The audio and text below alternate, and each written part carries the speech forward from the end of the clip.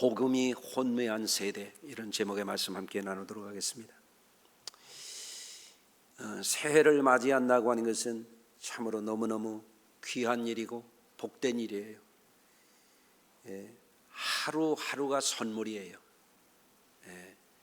이제 첫 주부터 52째 주까지 모두가 험난한 세상을 이기고 연약한 자신을 이기고 승리하셔야 돼요.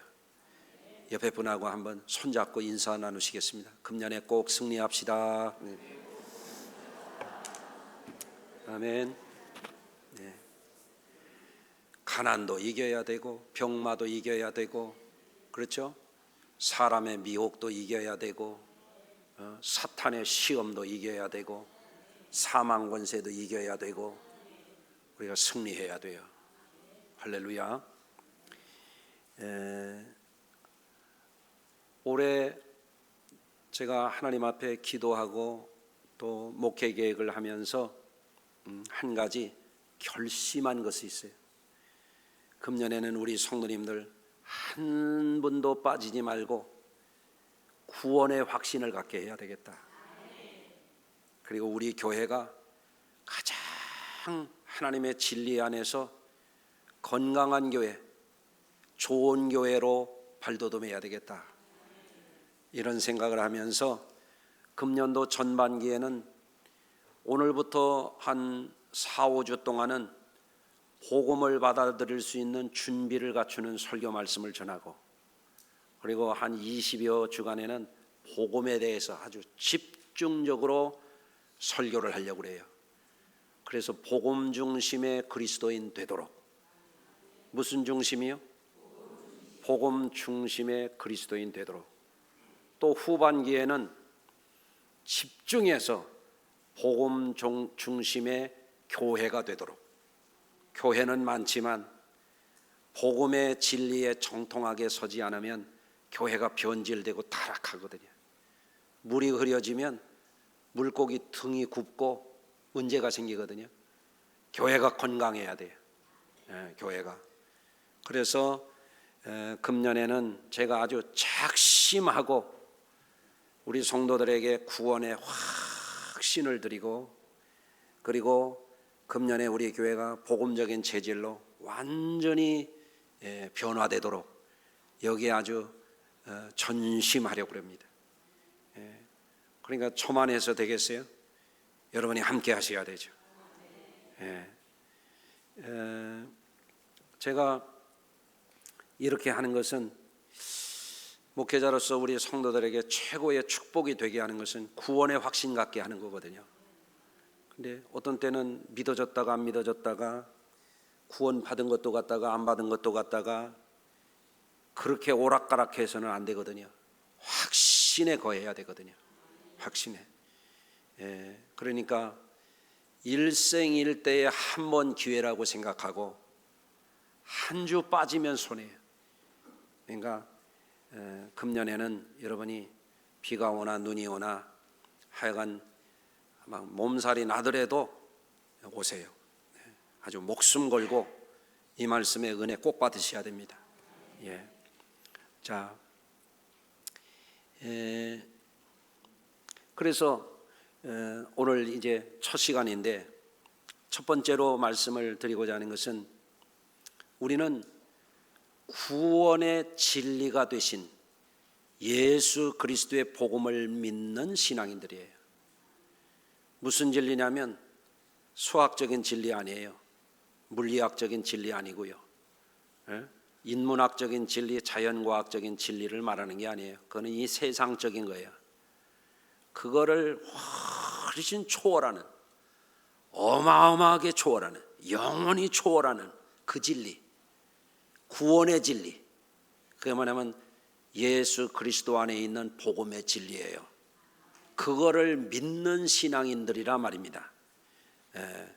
그러면 우리 스스로 한번 자문해 봐야 돼요. 나는 복음의 진리를 명확하게 이해하고 믿는 사람인가 하는 거예요. 어떻게 생각해요? 복음의 진리를 명확하게 이해하고 계십니까? 아멘 한 분들은 한번 또 얘기를 들어봐야 돼요.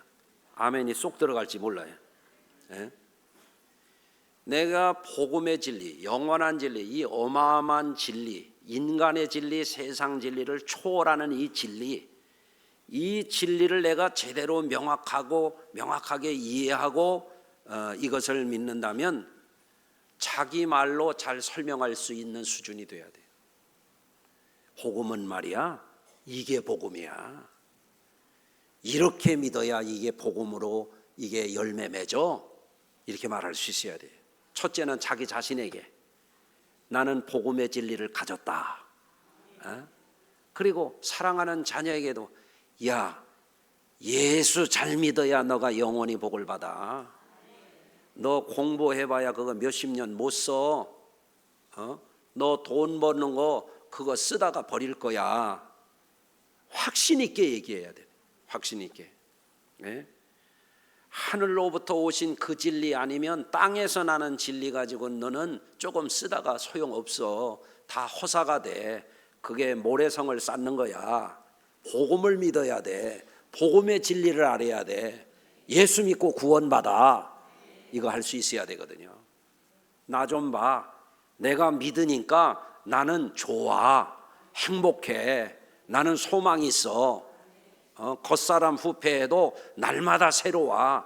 내 소원은 나는 하나님 나라를 덧입는 게 소원이야. 이렇게 말할 수 있어야 된단 말이에요. 복음의 진리를 가지고. 그럴 수 있어요? 아이고 아파 죽겠네. 속상해 죽겠네. 못 살겠네. 이건 복음 안에 사는 게 아니에요. 복음으로 승리하셔야 돼요. 네. 근데 대개 예수 믿는다고 하는 사람들이 복음을 너무 가볍게 취급해요. 값싸게 취급해요. 자기가 복음을 잘 안다고 착각해요. 아니에요. 아니야.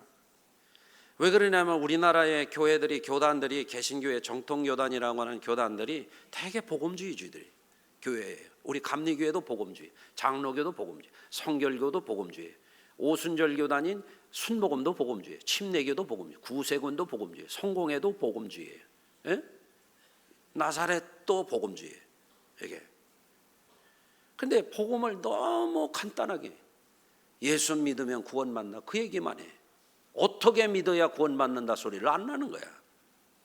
그러니까 수박 겉핥기야. 그런데 정작 복음이 뭐냐고 그러면 아는 것 같은데 말을 못해. 설명을 못하는 거예요. 설명을 제대로 알아야 설명을 하지. 여러분, 진리라고 하는 것은 어렴풋하게 알면 그건 진리가 아니고 깨달은 것도 아니에요. 진리를 모르는 거예요. 여러분이 아는 진리가 있어요. 수학적인 진리 한번 해볼게요. 수학적인 진리는 수리에 대한 것을 명확하게 알아야 정답을 쓸 수가 있는 거예요. 정답을 맞출 수가 있는 거예요. 여러분이 수학을 정말 제대로 아는 애가 한번 테스트를 해볼 거예요. 제일 쉬운 거 해볼게요. 구구단 몇 단을 할까요? 2단. 만만하잖아요.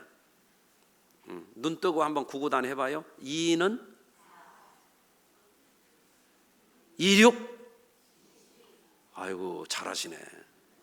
23은 9 아니요? 9지. 6이라고 우기시네. 왜? 아니까. 29?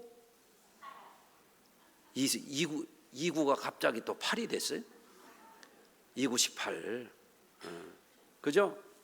자, 수리에 대한 정확한 인식을 가져야 정답이 쓰여지잖아요. 뭐로 구원받아요 우리가? 예수 그리스도의 복음으로. 복음을 제대로 알아야 정답을 쓰지. 어슴푸레 알아요? 이사가 5였나 6이었나? 어떻게 정답을 쓰냐 이거예요. 복음에 대해서 대충 알고서 나 알아, 나 믿어. 뭘 믿는다는 거예요 도대체. 예. 가짜들이 많아요. 그러니까 가짜들이. 예? 비슷한데 아니야. 비슷한데 그런 경우가 너무 많습니다. 그래서 금년에 제 과제는, 여러분이 함께 하실 과제는 뭐냐면 복음, 구원의 진리가 되는 이 복음, 하나님 아들의 복음, 천국의 복음, 영생의 복음, 예수 십자가의 복음, 영원한 영생을 주시는 이 복음에 대해서 명확하게 깨우치자는 거예요. 그래야 구원이라는 정답을 얻을 수가 있어요. 대충 알고 엉터리로 생활하면 구원은 꿈도 꾸지 말아요. 구원은 그렇게 아무렇게나 주어지는 게 아니에요. 제대로 믿어야 돼요. 제대로. 자, 한 가지 예화를 들어드릴게요. 김익도 목사님에 대한 일화를 여러분이 들어보셨을 때는 조금 자세히 좀 알아보세요. 1874년 11월 3일 황해도 안악에서 비교적 유복한 가정의 김응선이라는 분의 외아들로 태어났어요. 조선시대잖아요. 조선 마렵에. 그래도 양반집에 괜찮은 집안의 외아들로 태어났으니 그 아버지가 남아 선호 사상이 있던 유교 문화가 쩔어 있는 집안에서 얼마나 이 아들을 귀하게 여겼겠어요. 그래서 농사 안 시키고 뭐냐면 한학을 가르쳤어요. 6년 동안 계속 밥 먹고 하는 일이 뭐냐면 한학을 공부하는 거였어요. 그래서 과거 시험을 치렀는데 똑 떨어졌어요. 어떻게 떨어졌다고요? 똑 떨어졌어요. 그리고 조선 말엽에 과거 제도가 또 없어졌어. 재시험을 치를 수도 없어. 그 어떻게 먹고 살까 하다가 장사를 시작했는데 장사도 아무나 잘합니까? 배워야지. 장사도 배우지 않은 양반집 자제가 장사 잘했겠어요? 친구라는 사람한테 사기를 당해가지고 쫄딱 망했습니다. 시르에 빠졌어요. 그때부터 취생몽사했어요. 예? 칼을 품고 다니면서 행패를 부렸습니다. 장에 가는 사람 길을 막고 노인이든 젊은이든 자기 가랑이로 절하고 빠져나가지 않으면 주먹으로 두들겨 패가지고요. 사람들이 못 살겠어. 예? 순검이 나타났는데도 두들겨 패가지고요. 이제는 이 깡패의 호랑이로 김익도가 소문이 났습니다. 그런데 어느 날 장터에서 서양에서 온 선교사님이 전도지를 돌리는데 전도지가 종이가 귀할 때니까 그걸 받아가지고 집에 가서 읽었어요. 그런데 전도지에 베드로전서 1장 24절의 말씀, 모든 육체는 풀과 같고 그 모든 영광은 풀의 꽃과 같으니 풀은 마르고 꽃은 떨어지되 오직 주의 말씀은 세세토록 있도다. 너에게 전한 복음이 곧 이 말씀이니라. 이 말씀에 김익두가 사로잡혔어요. 특히 어느 구절에 그러냐면 세세토록 있다는 거예요. 세세토록. 인생에 좌절했거든요. 자기 인생은 이제 끝났다고 생각했거든요. 과거 시험을 낙방했을 뿐만 아니라 또 치를 수도 없고 출세길이 막혀버렸어. 이게 장사할 종잣돈도 다 까먹었어요. 이제는 사기를 당해가지고 어떻게 해볼 수가 없어. 자기 인생은 끝이라고 했는데 인생은 짧다는 거예요. 풀과 같고 꽃의 영화와 같다는 거예요. 인생은 금방이라는 거예요. 그런데 세세토록 있는 게 있는데 그게 복음이라는 거예요. 그래서 이 말씀이 자기에게 들려진 이후로부터 몇 날 며칠 여기에 사로잡혀요. 아무것도 할 수가 없어. 세세토록 있다는 게 도대체 뭐냐? 세세토록 있는 거. 그래서 이분이 이제 안악에 있는 안악교회를 찾아갔어요. 안악교회에서 그 당시에 수알렌 선교사님이 설교를 하고 있어요. 소알련이라고 한국식 이름을 가진 유명한 선교사님이에요. 이분이 뭐에 대해서 설교를 했냐니까 김익도가 찾아간 날 영생에 대해서 설교를 하는 거예요. 영생. 거기서 처음 듣는 거예요. 영원히 사는 게 있다는 거야. 인생으로 종치는 게 아니라 영생이 있다. 영생. 그 말을 들으면서 김익도가 은혜를 받아요. 눈물을 흘려요. 회개를 해요. 예수님을 영접했어요. 그리고 7월 달에 자기 어머니와 자기 부인까지 데리고 가가지고 세례를 받고 거듭납니다. 그래서 선교사님이 보니까 이 사람이 유식해. 한문을 많이 읽어가지고 당신 전도사가 되라. 그러니까 또 전도사가 됐어요. 전도사가 돼서 열심히 하니까 선교사님이 평양신학교에 보내서 신학교를 졸업하고 목사가 돼서 말씀을 전하는데 유식한 데다가 감동이 있고 역사가 나타나기 시작해. 1919년쯤 돼가지고요, 경상북도 소문이 나가가지고 달성군 현풍교회 가서 사경회를 해요. 부흥사경회, 성경을 풀어주는 거래요. 한문을 아는 사람이니까 얼마나 성경을 뜻깊게 잘 풀어내고 하는지 사람들이 몰려들고 막 은혜를 받아요. 그래가지고 그 사경 부흥회에서 난치병 환자가 완치를 받아. 할렐루야. 그 후부터 이 김익도 목사가 가는 데마다 사람들이 몰려들기 시작해요. 평양 장대연 교회에서 그 다음에 6월 달에 부흥 집회를 하는데 설교를 들으려고 모여든 사람만 3,000명이 몰려들었어요. 선교 초기에 이만한 분이 몰려들었다고 하는 것은 대단한 일이에요. 또 서울 10월에는 서울 성동교회에 와가지고 7교회가 연합해가지고 부흥회를 할 때는 1만 명이 모였어요. 한국교회 초기에 이런 역사가 있었다고 하는 건요, 어마어마한 역사입니다. 좀 놀래는 얘기하면 좀 놀래보세요. 좀 대단하잖아요. 깡패가, 술주정뱅이가 쫄딱 망한 사람이 변해가지고 이런 하나님의 큰 종이 된 거예요. 그래서 한국교회의 1세대 부흥사가 되는 겁니다. 어디서부터 변화가 일어났어요? 복음을 듣고부터예요. 복음을 깨닫고 나서부터 변화가 일어나는 거예요. 아멘.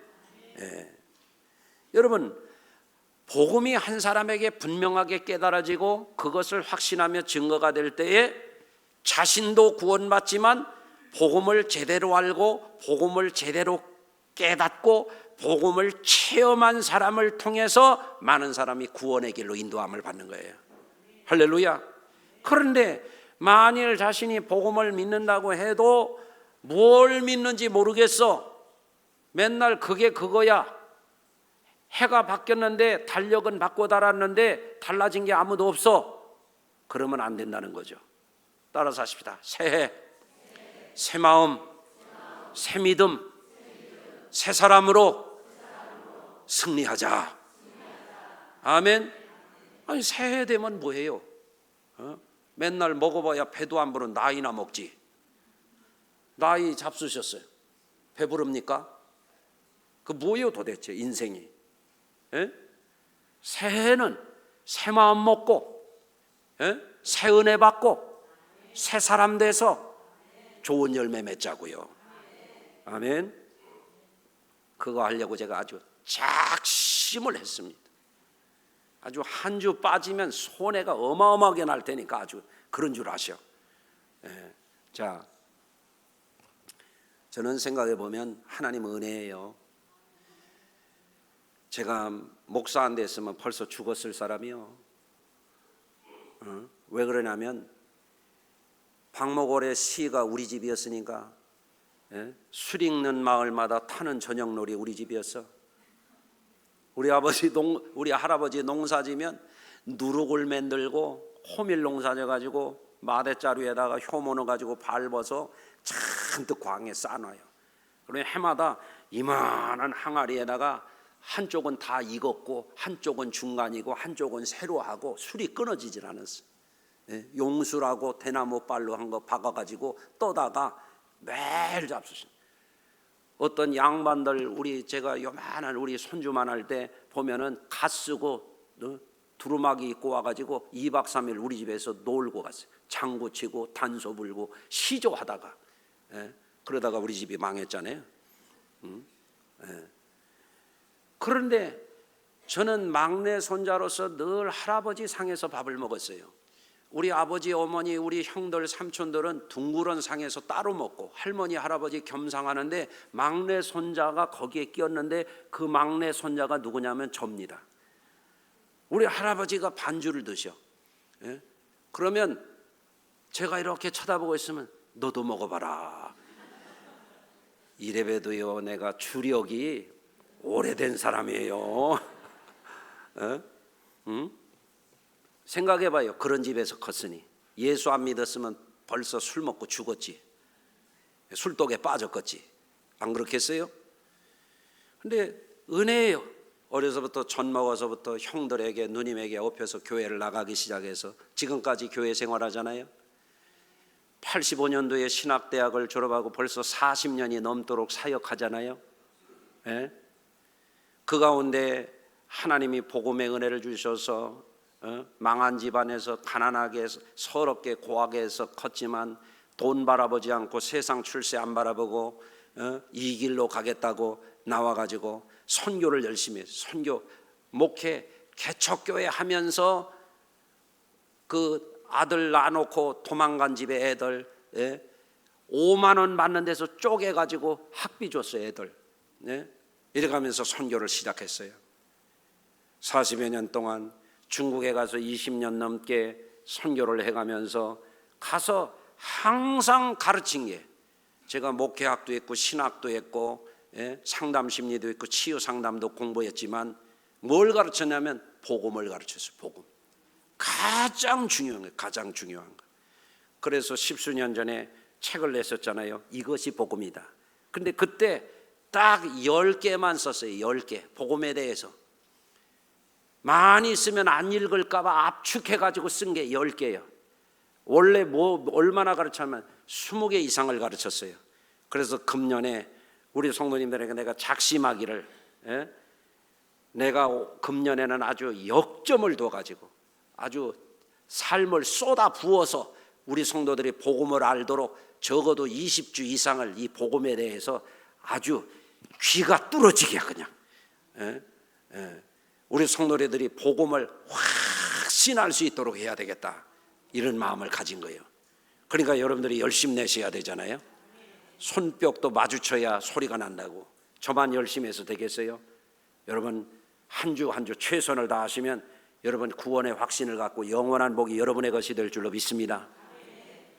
두 번째로 오늘 말씀 가운데서 여러분이 놓치지 마시기를 바라는 것은 뭐라고 되어 있냐면 이 세상 신이 복음의 광채가 비치지 못하도록 혼미케 한다 그랬어요. 이 세상 신은 어떤 신이냐면 하나님 나라에 전능하신 하나님과 대비되는 가짜 신을 말하는 거예요. 사탄 마귀의 거짓의 영들을 말하는 거예요. 악한 영들, 더러운 영들을 말하는 거예요.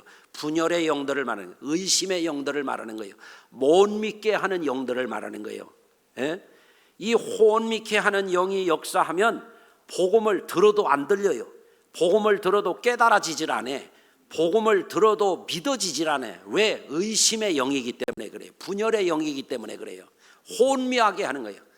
혼미하게 하는 게 뭔지 아세요? 혼미하다는 거? 눈 좀 뜨고 좀 혼미한 눈 좀 뜨고 좀 들어보시오. 여러분 마스크 끼고 안경 낀 분들은 입김 후후 불면 입김이 서리면 앞에 보여요? 안 보여요? 잘 안 보이지. 거무스레하고 밝은 거 둘 중에 하나지. 그렇잖아요? 추운 데 있다가 안경 끼고 실내 들어오면 어때요? 김설이잖아요. 안 보여. 혼미한 거예요. 이게 자동차에 성에가 하얗게 껴서 보여요? 안 보여요? 그게 혼미한 거예요. 복음이 앞에 있어. 복음이 눈앞에 있어. 복음이 내게 왔어. 복음이 생명의 빛으로 세상에 왔어. 우리를 살리려고 오신 분이 복음이신 예수 그리스도시오. 예수 주여 주여 했는데도 복음이 뭔지를 모른다니까. 밤새 울고 누구 죽었냐니까. 이게 말이 되는 얘기예요. 이게 금년에는 이 문제를 해결해야 되겠다는 겁니다. 성경적인 예를 들어보십시다. 예수님이 복음을 전했어요. 하늘나라의 표적을 보여주셨어요. 귀신을 쫓아내고 온갖 병든 자와 약한 자를 다 고쳐주셨어요. 성경에는 다 고쳐주셨다고 돼 있어요. 그런데 바리새인 서기관들이 하나님을 믿는다고 하는 이 타락한 종교인들이, 눈이 먼 종교인들이, 영적으로 눈먼 이 종교인들이 예수님을 쫓아다니면서 회방을 하는 거예요. 왜? 회방하는 영에 속아서 그래요. 회방하는 영에 사로잡혀서 그래요. 옆에 분하고 한번 인사해 보세요. 회방하지 맙시다. 회방하는 영은 마귀 사탄이에요. 회방하는 거. 쫓아다니면서 예수님을 뭐라고 말하냐면 바알세불이라, 귀신의 왕이라니. 귀신의 왕. 그러니까 예수님이 진노하셨어요. 모든 죄는 사하심을 얻되 성령을 회방하는 죄는 사하심을 얻지 못하느니라. 주의 구원 사역을 회방하는 거 용서받지 못하는 죄라. 성령 회방죄라 이거예요. 목회 회방 놓지 마시고, 교회에서 열심히 하는 사람들 회방 놓지 마시고, 잘못하면 성령 회방죄의 문제가 되는 거예요. 또 사도행전에서 사도 바울이 바나바와 구브로에 가서 서기오 총독에게 복음을 전하는데 엘루마라고 하는 박수무당이 쫓아다니면서 복음을 전하는 것을 회방을 놓는 거예요. 그러니까 사도 바울이 진노해 가지고 마귀의 자식이라고 꾸짖었을 때 어떻게 되냐면 눈이 멀어버렸어요. 회방하는 영이 복음을 믿지 못하도록 회방을 놓는 거예요. 데살로니가에서는 사도행전 17장에 보면 바울과 실라가 데살로니가에서 복음을 전하는데 유대인들이 불량배들을 동원해 가지고 소동을 일으키고 전도자를 전도하는 것을 회방을 놓는 거예요. 여러분, 이들은요 하나님 나라의 진노의 심판을 피할 수 없는 자들이에요. 복음 전하는 것을 회방했기 때문에 그래요. 여러분, 또 사도행전 16장에서도 보면 바울 일행이 빌립보에 가서 점하는데 귀신 들려서 점치는 여종에게서 귀신을 쫓아내니까 어떻게 해야 돼요? 막 소동을 부리는 거지. 회방을 부리는 거예요. 불쌍한 그 여종을, 노예를 살려주려고 한 건데, 여러분 오늘날에도 마찬가지입니다. 라틴 아메리카에서 복음을 전하는데 한쪽에는 십수년을 해도 한 사람도 전도가 안 되는 거예요. 그런데 강 건너가서 했더니 거기서는 전도의 열매가 많이 맺혀지고 부흥하는 거예요. 이거를 분석을 해보니까 전도가 한 사람도 안 되는 데는 거기에 아주 그 지역에 마귀의 본거지가 있는 거예요. 거기에 회방하는 그런 존재가 있는 거예요. 그 지역을 장악하고 있는, 그거를 타도하고 깨뜨려야 복음이 그 지역의 사람들에게 임하더라, 그 얘기예요. 오늘날도 다르지 않습니다. 전도를 하려고 하면 이게 안 되는 거예요. 자식들에게도 전도가 안 돼요. 회방하는 영이 역사한다는 걸 알아야 돼요. 남편에게 전도하는데 안 돼요. 회방하는 영이 역사하는 거예요. 그 영을 쫓아내야 구원의 문이 열리는 거예요. 할렐루야. 우리 자신도 그래요. 교회를 오래 다녔는데 전도 열매가 하나도 없어. 어떻게 그럴 수가 있어요? 콩 심은 데 콩 나는 건데. 복음이 심겨지면 열매가 맺혀져야지. 그렇잖아요? 왜 그러냐?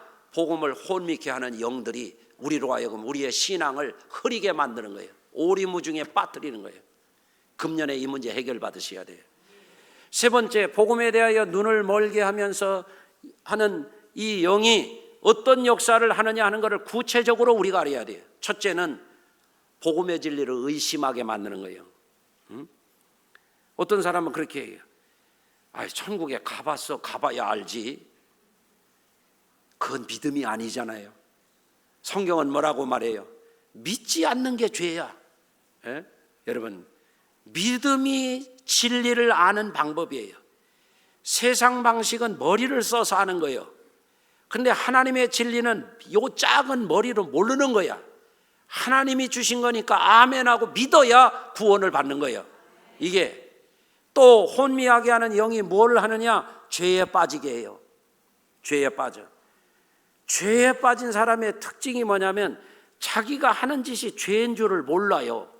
이게 스스로 자기가 자기 변호를 해요. 자기 변명을 해요. 둘러치기를 잘해요. 그런 사람들 특징이, 죄를 두려워하는 사람 한마디 들으면 빨리 반성이 돼. 아멘. 빨리 회개가 되는 사람이요. 이게 또 회방하는 영에 사로잡힌 사람들 특징이 뭐냐면 영적으로 무감각해요. 영적으로 이게 하나님의 말씀인지 마귀의 소리인지 분별을 못해요. 이게 진짜 은혜가 있고 신앙이 있는 사람의 말인지 이게 거짓된 영, 미혹하는 영이 자기를 죄에 떨어지게 하는 말인지 이게 분별이 안 됩니다. 영적인 감각이 없기 때문에 그렇습니다. 그래서 죄에 빠진 사람들은 복음 앞에 서질 못하기 때문에 자신의 욕망, 인간적인 생각에 치우치기 때문에 복음의 진리를 안 따라요. 따를 수가 없어요. 복음의 진리를 못 보기 때문에, 혼미하기 때문에. 예. 그래서 어때요? 불순종하게 됩니다. 결과적으로 죄를 죄로 여기지 않습니다. 어떤 사람은 목회를 회방합니다. 교회에 해악이 되는 일을 거침없이 합니다. 예. 결과적으로 사망과 저주의 심판이 그에게 오는 겁니다.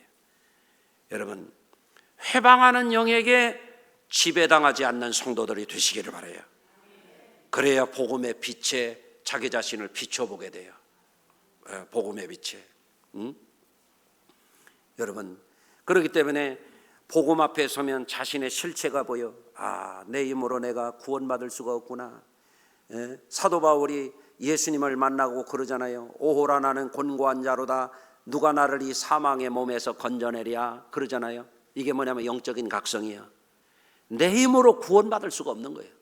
따라서 하십시다. 내 힘으로 0.1%도 구원에 이를 수 없다. 이걸 아는 거예요. 이걸 복음 앞에 서 있는 사람은 늘 그러는 거예요. 아유, 목사님 부족합니다. 이렇게 해봤어요? 안 해봤어요? 한번 연습해 보겠습니다. 목사님, 아이고 부족합니다. 한번 해보세요. 시작. 안 해봐가지고 혀가 안 돌아가는 이가 3명 있잖아요. 예? 아이고 부족합니다. 아이고 장로님 부족합니다. 아이고 권사님 부족해요. 아이고 집사님 부족합니다. 그런데 복음의 진리 앞에 자신이 안 서는 사람 뻔뻔해요. 그냥 계속 그냥 자기가 잘하는 줄로 착각하고 있지. 형편없는 걸 모르지. 부끄러운 걸 모르지. 회개가 안 되지. 죄 덩어리지. 어디로 가겠어요? 구원받아요? 어림도 없는 이야기지. 회개가 안 되는데 어떻게 하나님 나라가 임해? 에드가 실버스의 아무도 멸망하지 않기를이라고 하는 유명한 책이 있어요. 굉장히 중요한 책이에요. 이분은 복음의 진리 안에 있는 사람들은 영적인 싸움에서 이겨야 개인적으로도 교회적으로도 지역적으로도 구원받는다고 하는 말을 하는 거예요. 그 책에서. 회방하는 영들이 도시를 타락시켜. 회방하는 영들이 교회를 타락시켜. 회방하는 영들이 믿는다는 사람들도 영적으로 잠들게 만드는 거예요. 이게 그래서 에드가 실버스가 아무도 멸망하지 않기리라고 하는 책에서 뭘 가르쳐 주냐면 이 회방하는 영이 사람의 마음을 혼미케 한다 이거예요. 그러니까 마음가짐을 늘 살펴야 돼요. 교회 오면 거울만 보지 말고 마음을 살피라 이거예요. 복음 앞에 서지 않는 사람, 복음의 진리에 자신을 비춰보지 않는 사람은 제 마음대로 살아요. 따라서 하십시다. 제 마음대로 살지 말고 예수의 마음을 품고 살자. 연말에 우리 부교역자들이 얼마나 힘들어요. 정신없이 바쁩니다. 뛰어다녀도 감당하기 어려울 정도입니다. 연말 연초에 거기다 와서 또 어려움을 더 주는 사람들도 가끔 있어. 얼마나 어렵겠어요. 그러니까 어떤 때는 이 사람들이 서로 불편한 것 같아 얼굴이. 그래서 내가 오늘 아침에도 어제도 당부했어요. 이봐, 서로 예수의 마음을 품도록 기도해. 그러면 그게 안 되면 목사도 목사답질 못하고 전도사도 엉터리 전도사 된다. 예수의 마음 품도록 기도해. 아멘. 아니 교회 안에서 사는 사람도 그런데 여러분은 어떻겠어요? 도둑놈들도 만나지, 사기꾼도 만나지, 거짓말쟁이도 만나지, 바람 피우는 것들도 만나지, 술 처먹는 것들도 만나지, 별것들 다 만나고 다니잖아요. 어떻게 내 마음을 지키냐 이거요. 그러니까 늘 정신 차려야 돼요. 주여 내 마음에 주님의 마음 주시옵소서. 이거 해야 혼미하게 하는 마귀가 그 마음을 사로잡지 않는다 이거예요. 또 죄된 생각을 반복하게 한다는 거예요. 이 혼미하게 하는 영이 죄된 생각을 반복해. 악한 생각을 자꾸 해. 미워하는 생각을 자꾸 해. 옆에 분하고 한번 다시 인사해요. 나 미워하지 말아요. 막 미워하는 말을 해. 막. 저놈의 인간하고 속아서 결혼해가지고 패주고 싶어 막 그냥. 그러지 말고 교회에 와서 엎드려서 기도하란 말이에요. 내 남편 사랑하게 해주시옵소서. 그래야지. 그렇잖아요. 아이고 저놈의 사나운 여편네 만나가지고 아주 평생 머슴살이 하네. 그러지 말고 생각, 이게 악한 생각인지 선한 생각인지 이게 분간이 안 가는 거예요. 혼미한 영이 그 영혼을 이렇게 만든다 이거예요. 혼미하는 영이 뭐냐면 나쁜 감정에 사로잡히게 안 되네. 좋은 감정인지 나쁜 감정인지 복음의 진리 앞에 서지 않으면요, 이거 엉터리들 많습니다. 잘못됩니다. 또 이 고통스러운 마음의 상처를 마귀가 계속 와서 또 헤집어 놓는 거예요. 여러분 그럴 때 잘 생각해야 돼요. 나쁜 감정이 들고 나쁜 생각이 들면 이렇게 하세요. 한번 따라서 하십시다. 나사렛 예수 그리스도의 이름으로 내게 명령하노니 나를 혼미케 하는 영아 내게서 멀리 쫓겨갈 지어다. 아멘. 이게 안 되는 사람은 성질을 막 돋구고 다니는 거예요. 머리에서 김이 나오려고 그래요. 막 연기가 올라가는 것 같아. 회개해야 돼요. 기도해야 돼요. 기도해요. 어떻게 해야 되는가? 구체적인 거예요. 하나님께 순종하라는 거예요. 마귀를 대적하라는 거예요. 하나님을 가까이 하면 하나님이 은혜 주셔. 예수 복음으로 주님 앞에 하나님 앞에 자꾸 엎드려. 주여 이 생각을 죽여 주시옵소서. 이 못된 정욕을 죽여 주시옵소서. 주여 이 어리석은 것을 깨우쳐 주시옵소서. 그래야 금년에 여러분들이 예수 잘 믿는 사람들이 되지 교회만 시계추처럼 왔다 갔다 한다고 되냐 이거예요. 성전 뜰만 밟고 간다고 되냐 이거예요. 예수 복음 잘 믿고 구원 신앙 잘 지켜가시고 절대 희망으로 승리하는 저와 여러분들 되시기를 주의 이름으로 축원합니다. 기도합니다. 하나님, 우리의 심령이 혼미케 하는 이 악한 영들을 분별해서 금년에는 복음의 진리 안에서 자유함을 얻는 승리하는 우리 성도들 다 되게 하여 주시옵소서. 예수님의 이름으로 기도합니다. 아멘.